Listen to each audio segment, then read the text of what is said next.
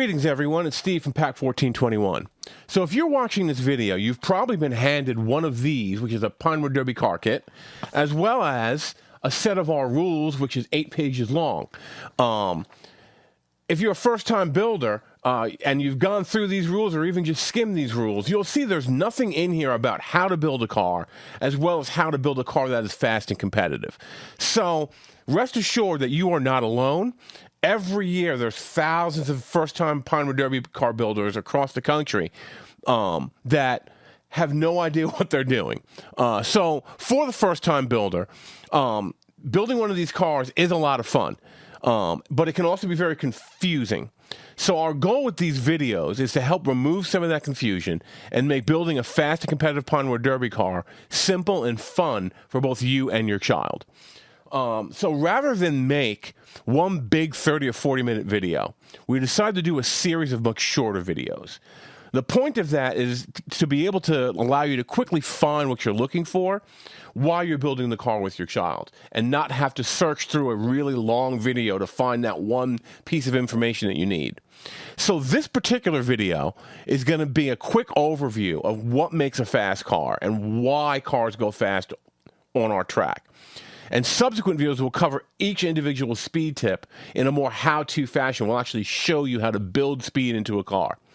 Now, while we have broken these up into smaller videos, we do recommend that you watch them all in order at least once prior to starting your build. And the reason for that is to impart to you a solid understanding of the principles that go into designing a fast car, as well as the end-to-end process involved. So when you are building it with your son, you can make it fun for him or her. So without further ado, let's get into some of the high-end processes that make a car go fast down our track by taking a look at our track and how cars move down it. So you can see here that our track is about 40 feet long. One end is elevated with a start height of about 4 feet. Since the cars are powered by gravity only, this elevated section is where the car is going to gain all the speed that it will have. The remaining 30 or so feet of the track is completely flat, so it's in this section where you want the car to lose as little speed as possible. So the bottom line is that a Pinewood Derby car is all about weight and about low friction.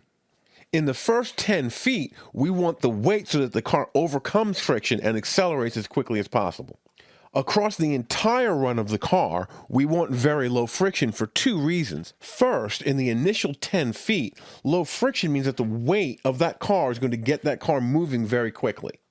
Then, in the remaining 30 feet, low friction means conserving as much of that speed that we built in the first 10 feet all the way to the finish line. So if you do nothing else to the car, get it to weigh the maximum allowed by our rules, which is 5 ounces or 141 grams. It's one of the biggest things you can do to make the car go fast. Now, the other piece of that is making sure that the weight is placed properly on the car. We're going to have a whole video on weights and center of gravity and how to determine where to put your weight. But really quick, we just wanted to show you why it's better to have the weight towards the back of the car than towards the front of the car. So as the start gate drops, the car begins to accelerate down the incline. When it reaches the point where it's going to transition to the flat, you can see why we want to have the weight in the back. So the car with weight in the front at this point stops accelerating because that weight has hit the flat. But if the car has weight in the back, that back end is still inclined, and that weight's going to continue to push it until it flattens out, giving it that little bit more of acceleration. That could be the difference between winning and losing. So now let's take a quick look at reducing friction in the car. And there's a couple of ways we can do this. Again, we're going to have a whole video on how to reduce friction in both the axles, the wheels, as well as aerodynamically. But the biggest factor towards that is in the axles. So let's take a look at a couple of axles and show you what we're talking about.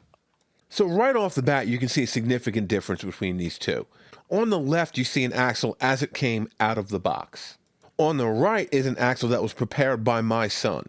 So as we zoom in on this image, the differences become even clearer. The first thing you'll notice is just how much shinier the axle on the right is. The second thing you see is the crimp marks or burrs that are under the axle head on the left-hand side. The axle on the right, those burrs have been removed. You can also see the tooling marks that are on the axle on the left. These have also been removed from the axle on the right. These are things that will literally scrub speed out of the car as it runs down the track.